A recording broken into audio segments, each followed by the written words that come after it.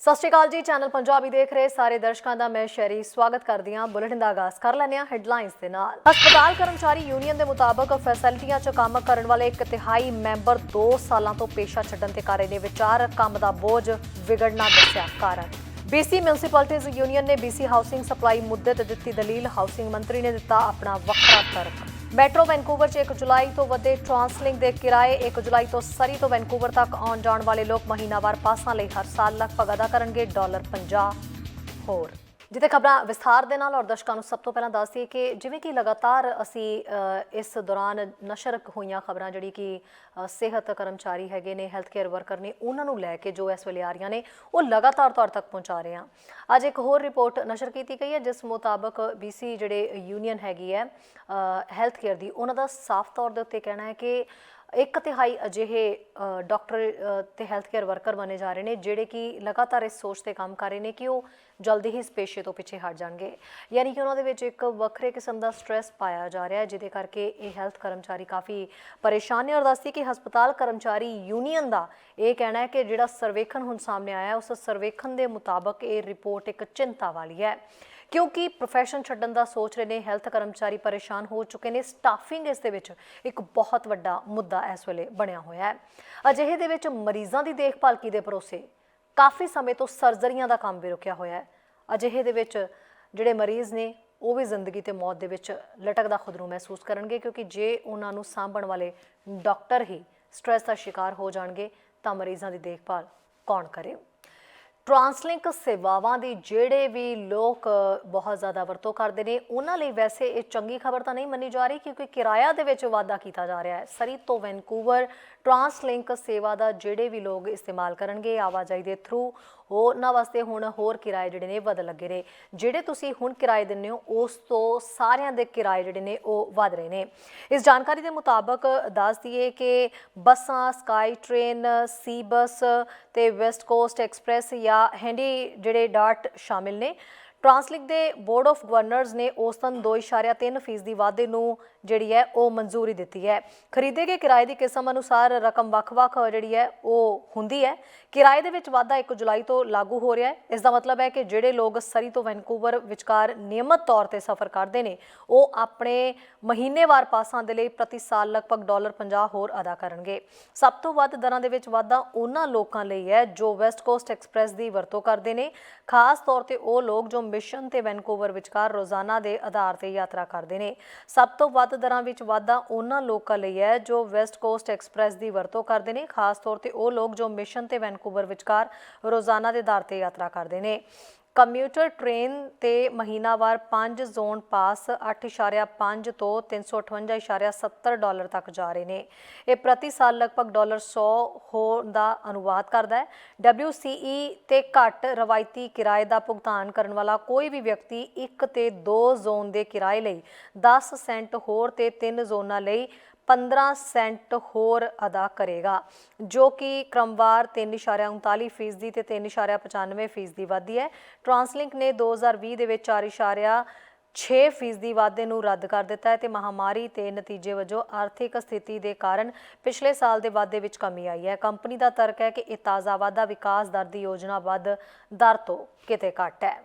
ਇਸ ਵੇਲੇ ਘਰਾਂ ਦੀ ਸਪਲਾਈ ਦਾ ਮੁੱਦਾ ਕਾਫੀ ਜ਼ਿਆਦਾ ਭਖਿਆ ਹੋਇਆ ਹੈ। ਇਸ ਦੇ ਉੱਤੇ ਲਗਾਤਾਰ ਵੱਖ-ਵੱਖ ਡਿਬੇਟਾਂ ਹੋ ਰਹੀਆਂ ਨੇ, ਵੱਖ-ਵੱਖ ਤਰਕ ਰੱਖੇ ਜਾ ਰਹੇ ਨੇ। ਇਸ ਵੇਲੇ ਲੋਕਲ ਸਰਕਾਰ, ਸੂਬਾ ਸਰਕਾਰ ਤੇ ਫੈਡਸ ਤਿੰਨ ਜਿਹੜੇ ਨੇ ਉਹ ਵੱਖ-ਵੱਖ ਪੜਾਅ ਹੈਗੇ ਨੇ ਜਿਨ੍ਹਾਂ ਦੇ ਵਿੱਚ ਹਰ ਤਰ੍ਹਾਂ ਦੀ ਜਿਹੜੀ ਹੈ ਵੱਖ-ਵੱਖ ਕਿਸਮ ਦੀ ਡਿਬੇਟ ਇਸ ਮੁੱਦੇ ਨੂੰ ਲੈ ਕੇ ਛਿੜੀ ਹੋਈ ਹੈ। ਇੱਕ ਪਾਸੇ ਜਿੱਥੇ BC ਲੋਕਲ ਲੈਵਲ ਦੇ ਉੱਤੇ ਜਿਹੜੇ BC ਹਾਊਸਿੰਗ ਮਾਰਕੀਟ ਦੇ ਮੈਂਬਰ ਨੇ ਯਾਨੀ ਕਿ ਮਾਹਰ ਨੇ, ਉਹਨਾਂ ਦਾ ਇਸ ਦੇ ਉੱਤੇ ਆਪਣਾ ਵੱਖਰਾ ਤਰਕ ਹੈ।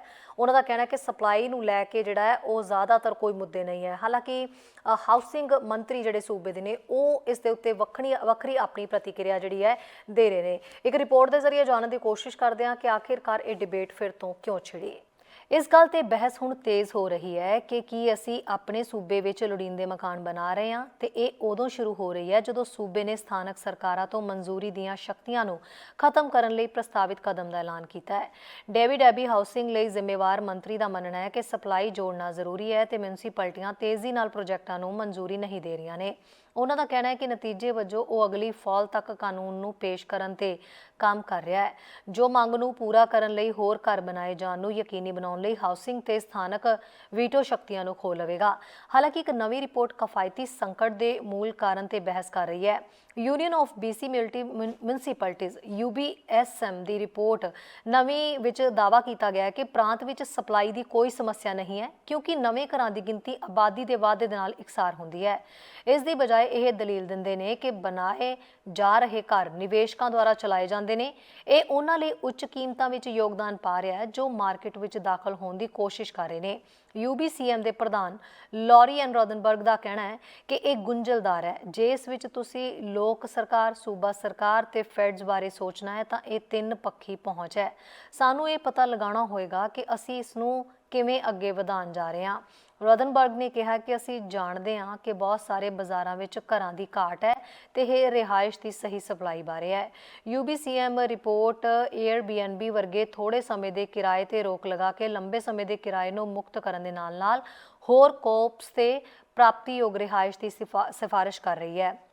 ਇਹ ਵੀ ਸੰਬੋਧਿਤ ਕਰਦੇ ਨੇ ਕਿ ਕੁਝ ਭਾਈਚਾਰੇ ਦੂਜੇ ਖੇਤਰਾਂ ਦੇ ਮੁਕਾਬਲੇ ਮੰਗ ਵਿੱਚ ਵਾਧਾ ਦੇਖ ਰਹੇ ਨੇ। ਰਿਪੋਰਟ ਵਿੱਚ ਪਾਇਆ ਗਿਆ ਹੈ ਕਿ BC ਵਿੱਚ ਕੁਝ ਭਾਈਚਾਰਿਆਂ ਨੇ ਪ੍ਰੀ ਸੇਲ ਕਾਂਡੋਸ ਤੇ ਫਲਿੱਪਿੰਗ ਵਿੱਚ ਤੇਜ਼ੀ ਨਾਲ ਵਾਧਾ ਦੇਖਿਆ ਹੈ। ਲੈਂਗਲੇ ਵਿੱਚ ਪਿਛਲੇ 3 ਸਾਲਾਂ ਵਿੱਚ ਫਲਿੱਪਿੰਗ ਵਿੱਚ 724% ਵਾਧਾ ਹੋਇਆ ਹੈ, ਜਦੋਂ ਕਿ ਐਬਸਫਰਡ ਦੇ ਵਿੱਚ 161% ਵਾਧਾ ਹੋਇਆ ਹੈ। AB ਨੇ ਰਿਪੋਰਟ ਦੇ ਨਾਲ ਇਹ ਮੁੱਦਾ ਚੁੱਕਿਆ। ਇਸ ਦੇ ਨਾਲ ਹੀ ਸਾਡੇ ਕੋਲ ਖਰੀਦਣ ਤੇ ਕਿਰਾਏ ਲਈ ਘਰਾਂ ਦੀ ਸਪਲਾਈ ਦੀ ਘਾਟ ਦਾ ਹਰ ਇੰਡੀਕੇਟਰ ਹੈ। AB ਨੇ ਕਿਹਾ UBCM ਇੱਕ ਰਿਪੋਰਟ ਜਾਰੀ ਕਰਦਾ ਹੈ ਜਿਸ ਵਿੱਚ ਕਿਹਾ ਗਿਆ ਹੈ ਕਿ ਅਸੀਂ ਲੋੜੀਂਦੀ ਰਿਹਾਇਸ਼ ਨੂੰ ਮਨਜ਼ੂਰੀ ਨਹੀਂ ਦੇ ਰਹੇ ਹਾਂ। ਮੈਂ ਇਸ ਨੂੰ ਨਹੀਂ ਸਮਝ ਪਾ ਰਿਹਾ। ਟੌਮ ਡੇਵਿਡੋਫ UBC ਦੇ ਸੌਡਰ ਸਕੂਲ ਆਫ ਬਿਜ਼ਨਸ ਦੇ ਇੱਕ ਐਸੋਸੀਏਟ ਪ੍ਰੋਫੈਸਰ ਵੀ UBCM ਦੇ ਦਾਅਵਿਆਂ ਵਿੱਚ ਛੂਟ ਦਿੰਦੇ ਨੇ ਤੇ ਕਹਿੰਦੇ ਨੇ ਕਿ ਅਸੀਂ ਕਾਫੀ ਰਿਹਾਇਸ਼ ਬਣਾ ਰਹੇ ਹਾਂ। ਇਸ ਬਾਰੇ ਬਹਿਸ ਦਾ ਜਵਾਬ ਦੇਣਾ ਆਸਾਨ ਹੈ, ਅਸੀਂ ਨਹੀਂ ਕਰ ਰਹੇ। UBCM ਨੇ ਆਪਣੀ ਰਿਪੋਰਟ ਵਿੱਚ ਇੱਕ ਤਰਕਪੂਰਨ ਭੁਲੇਖਾ ਪਾਇਆ ਹੈ। ਉਹਨਾਂ ਕਿਹਾ ਹੈ ਕਿ ਦੇਖੋ, ਜਨਸੰਖਿਆ ਵਿੱਚ ਵਾਧਾ ਤੇ ਹਾਊਸਿੰਗ ਯੂਨਿਟ ਦਾ ਵਾਧਾ ਬਹੁਤ ਇੱਕ ਸਮਾਨ ਹੈ। ਲੋਕਾਂ ਨੂੰ ਰਹਿਣ ਲਈ ਹਾਊਸਿੰਗ ਯੂਨਿਟਾਂ ਦੀ ਲੋੜ ਹੁੰਦੀ ਹੈ। ਜੇਕਰ ਤੁਸੀਂ ਜ਼ਿਆਦਾ ਹਾਊਸਿੰਗ ਯੂਨਿਟ ਬਣਾਉਂਦੇ ਹੋ ਤਾਂ ਜ਼ਿਆਦਾ ਲੋਕ ਇੱਥੇ ਰਹਿਣ ਲਈ ਆਉਣਗੇ। ਜੇਕਰ ਤੁਸੀਂ ਘੱਟ ਯੂਨਿਟ ਬਣਾਉਂਦੇ ਹੋ ਤਾਂ ਘੱਟ ਲੋਕ ਇੱਥੇ ਰਹਿਣ ਲਈ ਆਉਣਗੇ। ਸਵਾਲ ਇਹ ਹੈ ਕਿ ਅਸੀਂ ਕੀਮਤਾਂ ਨੂੰ ਕਿੱਥੇ ਰੱਖਣਾ ਚਾਹੁੰਦੇ ਹਾਂ। ਉਹਨਾਂ ਕਿਹਾ ਕਿ ਮਿਊਨਿਸਪੈਲਿਟੀਆਂ ਹਾਊਸਿੰਗ ਪ੍ਰੋਜੈਕਟਾਂ ਨੂੰ ਬਿਹਤਰ ਬਣਾਉਣ ਲਈ ਯਤਨ ਕਰ ਰਹੀਆਂ ਨੇ, ਪਰ ਬਹੁਤ ਜ਼ਿਆਦਾ ਰੀਅਲਟਿਕ ਹੋਣ ਤੇ ਜ਼ਿਆਦਾ ਵਿਸਥਾਰ ਦੀ ਮਨਜ਼ੂਰੀ ਦੀ ਲੋੜ ਹੈ। ਨਿਊਜ਼ ਡੈਸਕ ਤੋਂ ਚੈਨਲ ਪੰਜਾਬੀ ਦੀ ਰਿਪੋਰਟ। ਜਿੱਤੇ ਅੱਗੇ ਦੇਖਦੇ ਹਾਂ ਐਡਮਿੰਟਨ ਤੋਂ ਸਾਡੇ ਸੀਨੀਅਰ ਪੱਤਰਕਾਰ ਕੁਲਮੀਤ ਸਿੰਘ ਸੰਘਾ ਦੀ ਇੱਕ ਖਾਸ ਅਪਡੇਟ। ਚੈਨਲ ਪੰਜਾਬੀ ਵੇਖ ਰਹੇ ਸਮੂਹ ਦਰਸ਼ਕਾਂ ਨੂੰ ਕੁਲਮੀਤ ਸਿੰਘ ਵੱਲੋਂ ਨਿੱਘੀ ਜੀ ਆਇਆਂ। ਵਾਹਿਗੁਰੂ ਜੀ ਕਾ ਖਾਲਸਾ, ਵਾਹਿਗੁਰੂ ਜੀ ਕੀ ਫਤਿਹ। ਐਡਮਿੰਟਨ ਸ਼ਹਿਰ ਤੋਂ ਇੱਕ ਖਬਰ ਲੈ ਕੇ ਤੁਹਾਡੇ ਲਈ ਹਾਜ਼ਰ ਹਾਂ ਜੀ। ਅਲਬਰਟਾ ਦੇ ਵਿੱਚ ਜਦੋਂ ਦੇ UCP ਪਾਰਟੀ ਬਣੀ ਹੈ ਨਾ, ਉਦੋਂ ਪਹਿਲਾਂ ਜਿਹੜੀਆਂ ਦੋ ਪਾਰਟੀਆਂ ਸੀ, ਇੱਕ PC ਪਾਰਟੀ ਸੀ ਤੇ ਵਾਈਲਡ ਰੋਜ਼ ਸੀਗੀ, ਔਰ ਉਹਨਾਂ ਦੋਨਾਂ ਨੂੰ ਇਕੱਠਿਆਂ ਕਰਨ ਦੀ ਕੋਸ਼ਿਸ਼ ਕੀਤੀ ਗਈ ਕਿਉਂਕਿ ਉਦੋਂ NDP ਪਾਰਟੀ ਜਿਹੜੀ ਹੈ ਜੀ ਪਹਿਲਾਂ ਜਿੱਤ ਗਈ ਸੀਗੀ। ਸੋ ਜਿੰਨੀ ਵੀ ਕੰਜ਼ਰਵੇਟਿਵ ਵੋਟ ਸੀ ਉਹਨਾਂ ਨੂੰ ਲੱਗਾ ਵੀ ਸਾਡੀਆਂ ਵੋਟਾਂ ਵੰਡੀਆਂ ਗਈਆਂ ਤੇ ਜਿਹੜੇ ਲੀਡਰ ਦੋ ਆਏ ਉਹ ਫੈਡਰਲ ਕੰਜ਼ਰਵੇਟਿਵ ਪਾਰਟੀ ਵਿੱਚੋਂ ਉੱਥੋਂ ਛੱਡ ਕੇ ਆਏ। ਇੱਕ ਜੇਸਨ ਕੈਨੀ ਜਿਹੜੇ ਮੰਤਰੀ ਰਹਿ ਚੁੱਕੇ ਸੀਗੇ ਇਮੀਗ੍ਰੇਸ਼ਨ ਦੇ, ਔਰ ਦੂਸਰੇ ਸੀ ਬ੍ਰਾਇਨ ਜੀਨ, ਉਹ ਫੋਰਟ ਮੈਕਮਰੀ ਲੈਕਲਾ ਬੇਸ਼ ਵਾਲੇ ਏਰੀਏ ਤੋਂ ਜੀ MP ਸੀਗੇ, ਅਲਬਰਟਾ ਨੂੰ ਹੀ ਰਿਪਰੈਜ਼ੈਂਟ ਕਰਦੇ ਸੀ। ਇਹ ਦੋਨੋਂ ਆਏ। ਬ੍ਰਾਇਨ ਜੀਨ ਹੋਰੀ ਵਾਈਲਡ ਰੋਜ਼ ਪਾਰਟੀ ਦੇ ਲੀਡਰ ਬਣ ਗਏ ਤੇ ਜੇਸਨ ਕੈਨੀ ਹੋਰੀ PC ਪਾਰਟੀ ਜਿਹੜੀ ਇੱਥੋਂ ਪ੍ਰੋਵਿੰਸ਼ੀਅਲ ਪਾਰਟੀ ਸੀ ਉਹਦੇ ਬਣ ਗਏ। ਹੁਣ ਚੱਕਰ ਕੀ ਹੋਇਆ ਜੀ ਵੀ ਉਹ ਜਦੋਂ ਵੋਟਾਂ ਵੰਡੀਆਂ ਗਈਆਂ ਇਹਨਾਂ ਨੂੰ ਲੱਗਾ ਵੀ ਇੱਦਾਂ ਦਾ ਸਾਡਾ ਕੰਮ ਨਹੀਂ ਬਣਨਾ, ਸੋ ਅਸੀਂ ਇਹਦਾ ਇਹ ਕੰਮ ਕਰੀਏ ਵੀ ਇਹਨਾਂ ਦੋਨਾਂ ਨੂੰ ਇਕੱਠਿਆਂ ਕੀਤਾ ਜਾਏ। ਇਹ ਦੋਨੋਂ ਇਕੱਠੇ ਹੋਏ, ਇਹਨਾਂ ਨੇ ਆਪਣੀ ਗੁਫ਼ਤਗੂ ਕਰਕੇ ਅਖੀਰ ਨੂੰ ਗੱਲ ਕੀਤੀ ਵੀ ਇੱਕ ਪਾਰਟੀ ਕ੍ਰੀਏਟ ਕਰੀਏ ਜਿਹਦਾ ਨਾਂ ਯੂਨਾਈਟਿਡ ਕੰਜ਼ਰਵੇਟਿਵ ਪਾਰਟੀ ਰੱਖਿਆ ਜਾਵੇ। ਅੱਛਾ ਜੀ, ਉਹ ਪਾਰਟੀ ਤਾਂ ਬਣਾ ਲਈ ਗਈ, ਪਰ ਉਹਦਾ ਲੀਡਰ ਕੌਣ ਹੋਏਗਾ? ਜਦੋਂ ਉਹ ਲੀਡਰਸ਼ਿਪ ਰੇਸ ਉਸ ਵੇਲੇ ਹੋਈ ਤੇ ਉਹਦੇ ਵਿੱਚ ਬਹੁਤ ਸਾਰੇ ਦੋਸ਼ ਜਿਹੜੇ ਆ ਇੱਕ ਦੂਜੇ ਦੇ ਉੱਤੇ ਲਾਏ ਗਏ ਵੀ ਜਿਹੜੇ ਮੈਂਬਰ ਆ ਉਹ ਗਲਤ ਬਣਾਏ ਗਏ, ਕਿਸੇ ਨੇ ਪੈਸੇ ਨਹੀਂ ਦਿੱਤੇ ਜਾਂ ਹੋਰ ਵੀ ਫੇਕ ਕੈਂਡੀਡੇਟ ਵਿੱਚ ਖੜੇ ਕੀਤੇ ਗਏ, ਇਸ ਤਰ੍ਹਾਂ ਦੇ ਇਲਜ਼ਾਮ ਇੱਕ ਦੂਸਰੇ 'ਤੇ ਲਾਏ। ਪਰ ਹੋਇਆ ਕਿ ਜੀ ਅਖੀਰ ਨੂੰ ਜਿਹੜੇ ਸੀਗੇ ਲੀਡਰਸ਼ਿਪ ਜੇਸਨ ਕੈਨੀ ਹੋਰਾਂ ਦੇ ਹੱਥ ਆ ਗਈ, ਔਰ ਉਦੋਂ ਬਾਅਦ ਉਹ ਰਿਵਿਊ ਵੀ ਚੱਲਦਾ ਰਿਹਾ ਉਸ ਪ੍ਰੋਸੈਸ ਦਾ ਵੀ ਜੋ ਕੁਝ ਹੋਇਆ, ਧਾਂਦਲੀਆਂ ਹੋਈਆਂ, ਉਹਦੇ ਵਿੱਚ ਕਈ ਵਿਅਕਤੀਆਂ ਨੂੰ ਜੁਰਮਾਨੇ ਵੀ ਹੋਏ। ਪਰ ਜੇਸਨ ਕੈਨੀ ਹੋਰੀ ਉਹਦੇ ਤੋਂ ਪਾਸੇ ਹੀ ਉਹਨਾਂ ਗੱਲਾਂ ਤੋਂ ਰਹੇ ਜੀ, ਉਹਨਾਂ ਤੇ ਕੋਈ ਅਸਰ ਨਹੀਂ।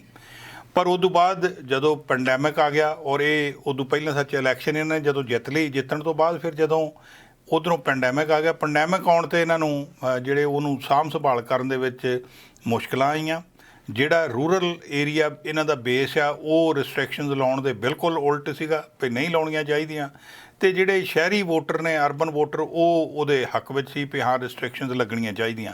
ਤੇ ਕੁਝ ਉਹਨਾਂ ਦੇ ਆਪਣੇ, ਜਿਵੇਂ ਇੱਕ ਆਪਣੇ ਦਫ਼ਤਰ ਦੇ ਬਾਹਰ ਬਹਿ ਕੇ ਡਿਨਰ ਕਰਨ ਦੀ ਗੱਲਬਾਤ ਆਈ ਸੀ ਜੀ, ਉਹਦੇ ਵਿੱਚ ਚੰਗਾ ਰੌਲਾ ਰੱਪਾ ਪੈ ਗਿਆ। ਅੱਛਾ, ਉਧਰੋਂ ਬ੍ਰਾਇਨ ਜੀਨ ਹੁਣੀ ਇਸ ਗੱਲ ਨੂੰ ਛੱਡ ਕੇ ਤਾਂ ਬਾਹਰ ਬਹਿ ਗਏ ਸੀ, ਪਰ ਹੁਣ ਲੇਟਲੀ ਉਹ ਫੇਰ ਪੋਲੀਟਿਕਸ 'ਚ ਐਂਟਰ ਕਰ ਗਏ ਆ। ਲੈਕਲਾਬੇਸ਼ ਫੋਰਟ ਮੈਕਮਰੀ ਦੇ ਏਰੀਏ ਤੋਂ ਉਹ as a member of legislature ਫੇਰ ਜਿੱਤ ਕੇ ਆ ਗਏ ਨੇ ਵਾਈਲਡ ਰੋਜ਼ ਪਾਰਟੀ ਵੱਲੋਂ ਹੀ। ਅੱਛਾ, ਜਦੋਂ ਹੁਣ ਉਹ ਜਿੱਤ UCP ਪਾਰਟੀ ਵੱਲੋਂ, ਮਾਫੀ ਚਾਹੁੰਦਾ ਜੀ, UCP ਪਾਰਟੀ ਵੱਲੋਂ, ਜਦੋਂ ਕਿ ਜਿਹੜਾ ਕੈਂਡੀਡੇਟ ਉੱਥੇ ਜੇਸਨ ਕੈਨੀ ਹੋਰੀ ਜਿਹਨੂੰ ਸਪੋਰਟ ਕਰਦੇ ਸੀ, ਉਹ ਨੋਮੀਨੇਸ਼ਨ ਹਾਰ ਗਿਆ ਤੇ ਬ੍ਰਾਇਨ ਜੀਨ ਜਿੱਤ ਗਿਆ। ਬ੍ਰਾਇਨ ਜੀਨ ਹੁਣ ਉਦੋਂ ਦਾ ਉਹਨਾਂ ਦੇ ਮਨ ਦੇ ਵਿੱਚ ਹੈ ਵੀ ਜੇਸਨ ਕੈਨੀ ਹੋਰੀ ਅਲਬਰਟਾ ਨੂੰ ਲੀਡ ਕਰਨ ਦੇ ਫਿੱਟ ਨਹੀਂ, ਇਹਨਾਂ ਨੂੰ ਪਾਸੇ ਕਰਨਾ ਚਾਹੀਦਾ। ਤੇ ਹੁਣ ਉਹਨਾਂ ਦੀ ਜਿਹੜੀ ਲੀਡਰਸ਼ਿਪ ਰਿਵਿਊ ਹੋ ਰਹੀ ਸੀਗੀ ਜੇਸਨ ਕੈਨੀ ਹੋਰਾਂ ਦੀ, ਜਿਹੜੀ 9 ਅਪ੍ਰੈਲ ਨੂੰ ਰੈੱਡ ਈਅਰ ਦੇ ਵਿੱਚ ਹੋਣਾ ਸੀਗਾ, ਤੇ ਮੈਂਬਰਸ਼ਿਪ ਦੀ ਕੱਟ ਆਫ ਡੇਟ ਸੀਗੀ ਜੀ ਪਿਛਲੇ ਜਿਹੜਾ ਸ਼ਨੀਚਰਵਾਰ ਲੰਘ ਕੇ ਗਿਆ ਰਾਤ ਦੇ 12 ਵਜੇ ਤੱਕ। ਪਰ ਉਹ ਹੁਣ ਕਹਾਣੀ ਕੀ ਹੋਈ ਆ ਵੀ ਇੰਨੇ ਮੈਂਬਰ ਰਜਿਸਟਰ ਹੋ ਗਏ ਸੀਗੇ, ਤੇ ਅੱਜ ਜਿਹੜੀ ਖਬਰ ਆਈ ਉਹ ਕਹਿਣ ਲੱਗੇ ਜੀ ਵੀ ਉਹ ਉੱਥੇ ਤਾਂ ਹੋਲਡ ਨਹੀਂ ਕਰ ਸਕਦੇ, ਇੰਨੇ ਬੰਦਿਆਂ ਨੂੰ ਮੁਸ਼ਕਲ ਹੋ ਜਾਣੀ ਆ। ਤਾਂ ਇਹਨਾਂ ਦਾ ਜਿਹੜਾ ਬੋਰਡ ਆ ਯੂਨਾਈਟਿਡ ਕੰਜ਼ਰਵੇਟਿਵ ਪਾਰਟੀ ਦਾ, ਉਹ ਬੋਰਡ ਨੇ ਫੈਸਲਾ ਲੈ ਲਿਆ ਭਈ ਇਹ ਜਿਹੜੀਆਂ ਵੋਟਾਂ ਆ ਇਨ ਪਰਸਨ ਨਹੀਂ ਪਾਈਆਂ ਜਾਣਗੀਆਂ, ਇਹ ਹੁਣ ਔਨਲਾਈਨ ਪਾਈਆਂ ਜਾਣਗੀਆਂ। ਤੇ ਇਸ ਗੱਲ ਨੂੰ ਲੈ ਕੇ ਬ੍ਰਾਇਨ ਜੀਨ ਹੋਰੀ ਜਿਹੜੇ ਆ ਉਹ ਬਿਲਕੁਲ ਮਤਲਬ ਗੁੱਸੇ ਵਿੱਚ ਆ ਇੱਕ ਕਿਸਮ ਦੇ। ਉਹ ਕਹਿੰਦੇ ਭਈ ਇਹ ਬੋਰਡ ਇਸ ਤਰ੍ਹਾਂ ਦਾ ਫੈਸਲਾ ਨਹੀਂ ਲੈ ਸਕਦਾ, ਇਹ ਫੈਸਲਾ ਸਿਰਫ ਜਨਰਲ ਬੋਡੀ ਦੀ ਮੀਟਿੰਗ ਹੀ ਲੈ ਸਕਦੀ ਹੈ, ਔਰ ਇਨ ਪਰਸਨ ਉੱਥੇ ਹੋਣਗੇ ਤਾਂ ਜਨਰਲ ਬੋਡੀ ਦੀ ਮੀਟਿੰਗ ਹੁੰਦੀ ਹੈ। ਪਰ ਜੇਸਨ ਕੈਨੀ ਹੋਰਾਂ ਦੇ ਅੱਜ ਉਹ ਬੋਰਡ ਨੇ ਜੀ ਫੈਸਲਾ ਜਿਹੜਾ ਲੈ ਲਿਆ, ਔਰ ਉਹ ਕਹਿੰਦੇ ਜੀ ਵੀ ਨਹੀਂ ਦੇਖੋ ਇਹ ਪ੍ਰੋਸੈਸ ਬੜਾ ਫੇਅਰ ਹੋਏਗਾ, ਇਹਦੇ ਵਿੱਚ ਕੋਈ ਇੱਦਾਂ ਦੀ ਗੱਲਬਾਤ ਨਹੀਂ ਹੋਏਗੀ। ਜਦੋਂ ਕਿ ਬ੍ਰਾਇਨ ਜੀਨ ਹੋਰੀ ਕਹਿ ਰਿਹਾ ਵੀ ਇਹਦੇ ਵਿੱਚ ਫਰਾਡ ਔਰ ਚੀਟਿੰਗ ਜਿਹੜੀ ਆ ਉਹ ਹੋਣੀ ਆ, ਔਰ ਉਹਦੇ ਲਈ ਉਹ ਵਾਰਨਿੰਗ ਕਰ ਰਿਹਾ ਵੀ ਇਹ ਹੁਣ ਦੁਬਾਰਾ ਨਹੀਂ ਅਸੀਂ ਇਹ ਕੰਮ ਹੋਣ ਦੇਣਾ। ਸੋ ਹੁਣ ਇਹ ਨਹੀਂ ਜੀ ਪਤਾ ਆਉਣ ਵਾਲੇ ਸਮੇਂ ਵਿੱਚ ਕੀ ਵਾਪਰਦਾ, ਪਰ ਇਹ ਹਾਲਾਤ ਇਸ ਵੇਲੇ ਬਣੇ ਹੋਏ ਨੇ। ਜਿਹੜੀ ਇੱਥੋਂ ਦੀ ਕੰਜ਼ਰਵੇਟਿਵ ਪਾਰਟੀ ਹੈਗੀ ਹੈ, ਯੂਨਾਈਟਿਡ ਕੰਜ਼ਰਵੇਟਿਵ ਪਾਰਟੀ, ਆਉਣ ਵਾਲੇ ਦਿਨਾਂ ਵਿੱਚ ਪਤਾ ਲੱਗੇਗਾ ਕਿ ਊਠ ਕਿਸ ਪਾਸੇ ਬਹਿੰਦਾ ਆ। ਚੈਨਲ ਪੰਜਾਬੀ ਲਈ ਕੁਲਮੀਤ ਸਿੰਘ ਸੰਘਾ, ਐਡਮਿੰਟਨ।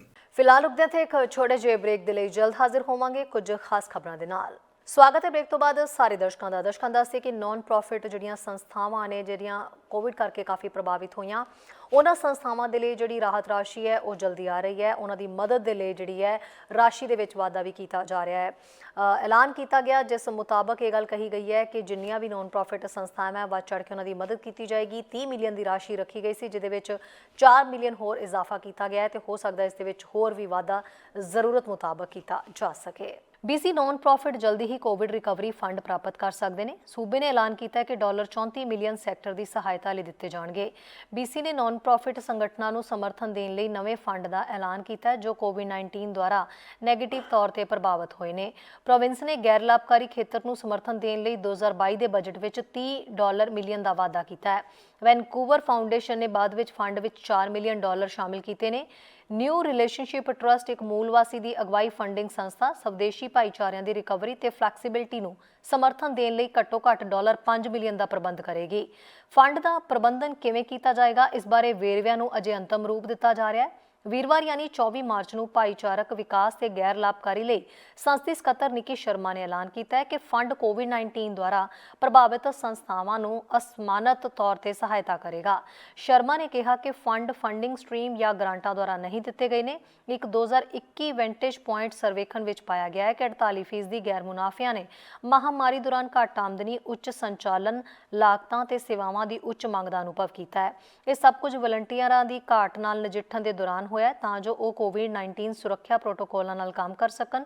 ਫੰਡਾਂ ਦੇ ਪ੍ਰਬੰਧਨ ਵੈਨਕੂਵਰ ਫਾਊਂਡੇਸ਼ਨ ਤੇ ਯੂਨਾਈਟਿਡ ਵੇ ਬ੍ਰਿਟਿਸ਼ ਕੋਲੰਬੀਆ ਦੁਆਰਾ ਕੀਤਾ ਜਾਏਗਾ। ਫੰਡ ਦੇ ਜੂਨ 2022 ਵਿੱਚ ਸ਼ੁਰੂ ਹੋਣ ਦੀ ਉਮੀਦ ਹੈ। ਨਾਨ ਪ੍ਰੋਫਿਟ ਖੇਤਰ ਪ੍ਰੋਵਿੰਸ਼ੀਅਲ ਆਰਥਿਕਤਾ ਵਿੱਚ $6.7 ਬਿਲੀਅਨ ਦਾ ਯੋਗਦਾਨ ਪਾਉਂਦਾ ਹੈ ਤੇ ਪੂਰੇ ਸੂਬੇ ਵਿੱਚ ਲਗਭਗ 29,000 ਨਾਨ ਪ੍ਰੋਫਿਟ ਸੰਸਥਾਵਾਂ ਵਿੱਚ 86,000 ਤੋਂ ਵੀ ਵੱਧ ਬ੍ਰਿਟਿਸ਼ ਕੋਲੰਬੀਆਨਾਂ ਨੂੰ ਰੋਜ਼ਗਾਰ ਦਿੰਦਾ ਹੈ।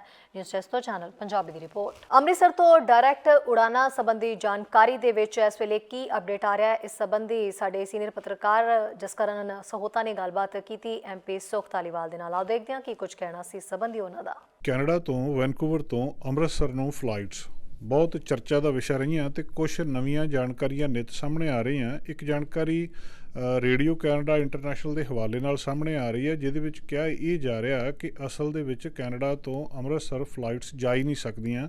ਉਹਦੀ ਕੋਈ ਮਨਜ਼ੂਰੀ ਇਸ ਮਾਮਲੇ ਦੇ ਵਿੱਚ ਨਹੀਂ ਹੈ। ਇਹ ਸਾਰੇ ਕੁਝ ਨੂੰ ਮੁੱਢੋਂ ਸੁੱਢੋਂ ਚੇਂਜ ਕਰਨ ਦੀ ਲੋੜ ਆ ਤੇ ਇਸ ਮਾਮਲੇ ਦੇ ਵਿੱਚ ਲੋਕ ਥੋੜ੍ਹੇ ਜਿਹੇ ਚਿੰਤਤ ਵੀ ਹੁੰਦੇ ਆ ਕਿ ਕੀ ਇਹ ਫਲਾਈਟ ਸ਼ੁਰੂ ਹੋਣਗੀਆਂ ਜਾਂ ਕਈ ਵਾਰੀ ਇਹ ਇੱਕ ਜਿਹੜੀ ਗੱਲਬਾਤ ਹੀ ਰਹਿ ਜਾਂਦੀ ਹੈ। ਬਹੁਤ ਸਮਾਂ ਪਹਿਲਾਂ ਐਬਸਫੋਰਡ ਤੋਂ ਅੰਮ੍ਰਿਤਸਰ ਨੂੰ ਫਲਾਈਟਸ ਦੀ ਵੀ ਚਰਚਾ ਚੱਲੀ ਸੀ, ਜਿਹੜੀ ਬਾਅਦ ਦੇ ਵਿੱਚ ਉੱਥੇ ਹੀ ਖਤਮ ਹੋ ਗਈ ਸੀ। ਇਹਦੇ ਨਾਲ ਕਿਤੇ ਇਸ ਤਰ੍ਹਾਂ ਨਹੀਂ ਹੋਊਗਾ। ਕਿੱਥੇ ਕੁ ਗੱਲ ਪਹੁੰਚ ਚੁੱਕੀ ਆ, ਮੈਂਬਰ ਪਾਰਲੀਮੈਂਟ ਸੁਖ ਧਾਲੀਵਾਲ ਹੋਣਾ ਨਾਲ ਗੱਲਬਾਤ ਕਰਨ ਦੇ ਲਈ ਅਸੀਂ ਆਏ ਹਾਂ।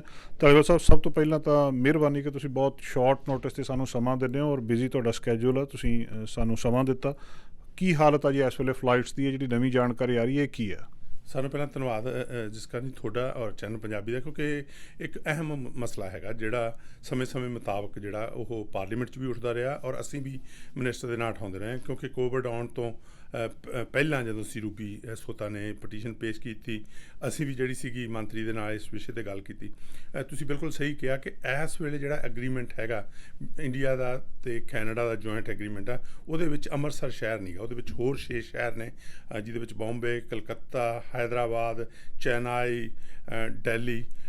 ਜਦੋਂ ਇਹ ਸ਼ਹਿਰ ਦੇਖਦੇ ਹਾਂ ਤਾਂ ਉਹਦੇ ਵਿੱਚ ਇਸ ਵੇਲੇ ਜਿਹੜਾ ਚੰਡੀਗੜ੍ਹ ਅਤੇ ਅੰਮ੍ਰਿਤਸਰ ਨਹੀਂ ਹੈਗਾ। ਔਰ ਜਦੋਂ ਆਪਾਂ ਇਹ ਗੱਲ ਕਰਦੇ ਹਾਂ ਕਿ ਇੱਕ ਸ਼ਹਿਰ ਕਿਸ ਤਰੀਕੇ ਦੇ ਨਾਲ ਵਿੱਚ ਪੈਂਦੇ ਹੈਗੇ ਆ, ਇਹ ਅਸੀਂ ਖੁੱਲ੍ਹੀ ਗੱਲਬਾਤ ਮਿਨਿਸਟਰ ਨਾਲ ਵਾਰ-ਵਾਰ ਹੋਈ ਆ।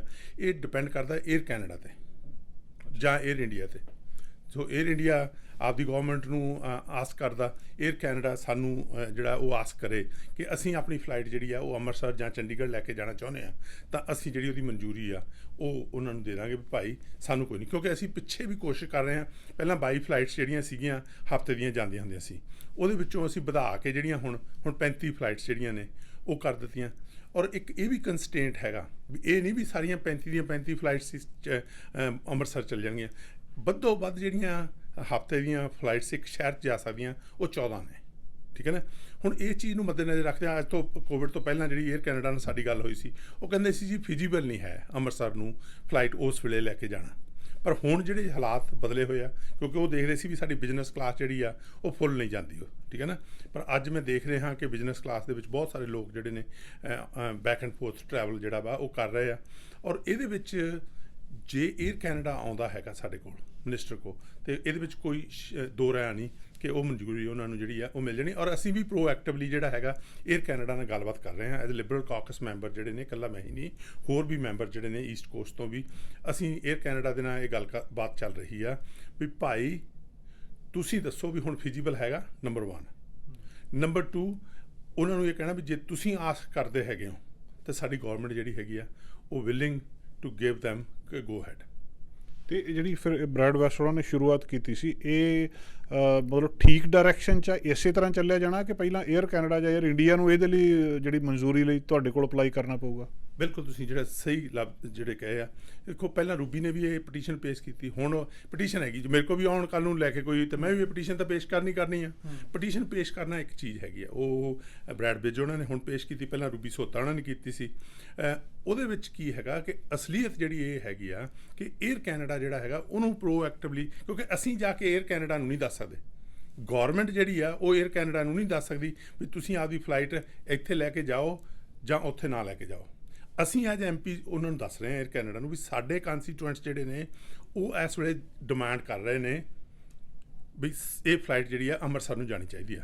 ਅਤੇ ਇਹਦੇ ਵਿੱਚ ਇੰਡੀਆ ਸਰਕਾਰ ਦਾ ਅਤੇ ਕੈਨੇਡਾ ਸਰਕਾਰ ਦਾ ਨਹੀਂ ਕੋਈ ਬਹੁਤਾ ਸਿੱਧਾ ਕਿ ਉਹ ਕਿਹੜੇ ਜਿਹੜੇ ਕੁਛ ਹਵਾਈ ਅੱਡੇ ਮਨਜ਼ੂਰ ਆ, ਉਹਦੀ ਮਨਜ਼ੂਰੀ ਦੇ ਲਈ ਵੀ ਏਅਰ ਕੈਨੇਡਾ ਨੂੰ ਅਪਲਾਈ ਕਰਨਾ ਪਊਗਾ? ਏਅਰ ਕੈਨੇਡਾ ਨੂੰ ਦੱਸਣਾ ਪਊਗਾ। ਦੇਖੋ, ਜਦੋਂ ਏਅਰ ਕੈਨੇਡਾ ਸਾਡੇ ਕੋਲ ਆਉਂਦੀ ਆ, ਏਅਰ ਕੈਨੇਡਾ ਨੇ ਆ ਕੇ ਕਹਿਣਾ ਵੀ ਉਹ ਅੰਮ੍ਰਿਤਸਰ ਚੰਡੀਗੜ੍ਹ ਜਾਣਾ ਚਾਹੁੰਦੇ ਨੇ। ਜੇ ਉਹ ਜਾਣਾ ਚਾਹੁੰਦੇ ਨੇ ਅਤੇ ਸਾਡੀ ਜਿਹੜੇ ਵੱਲੋਂ ਮੈਨੂੰ ਨਹੀਂ ਲੱਗਦਾ ਗੌਰਮੈਂਟ ਵੱਲੋਂ ਕੋਈ ਪ੍ਰੋਬਲਮ ਨਹੀਂ ਗੀ।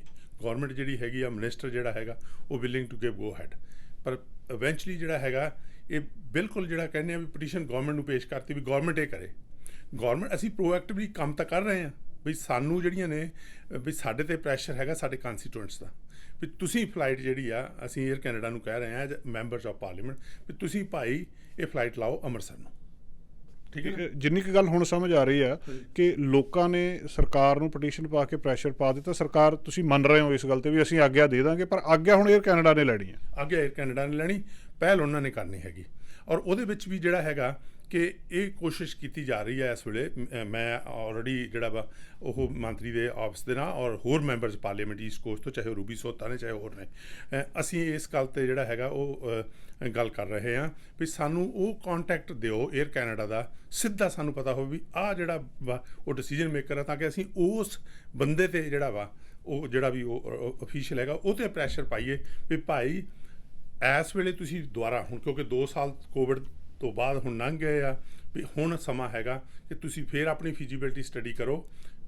ਇਹ ਸਾਨੂੰ ਪਤਾ ਕਿ ਫਿਜੀਬਲ ਹੈਗਾ, ਕਿਉਂਕਿ ਸਾਰਾ ਜਿਹੜਾ ਹਾਈਵੇ ਹੈਗਾ ਦਿੱਲੀ ਟੂ ਅੰਮ੍ਰਿਤਸਰ ਉਹ ਤਾਂ ਚੱਲਦਾ ਹੈਗਾ ਵਾ, ਇਹ ਜਿਹੜੇ ਪੰਜਾਬ ਨੂੰ ਜਾਣ ਵਾਲੇ ਲੋਕ ਨੇ, ਤੁਸੀਂ ਕਹਿ ਰਹੇ ਹੋ ਵੀ ਇਹ ਫਿਜੀਬਲ ਨਹੀਂ ਗਾ, ਠੀਕ ਹੈ ਨਾ। ਅਤੇ ਮੈਨੂੰ ਲੱਗਦਾ ਕਿ 14 ਫਲਾਈਟਸ ਤੋਂ ਵੀ ਵੱਧ ਜਿਹੜੀਆਂ ਨੇ ਉਹ ਫਿਜੀਬਲ ਨੇ ਪੰਜਾਬ ਨੂੰ ਜਾਣੀਆਂ।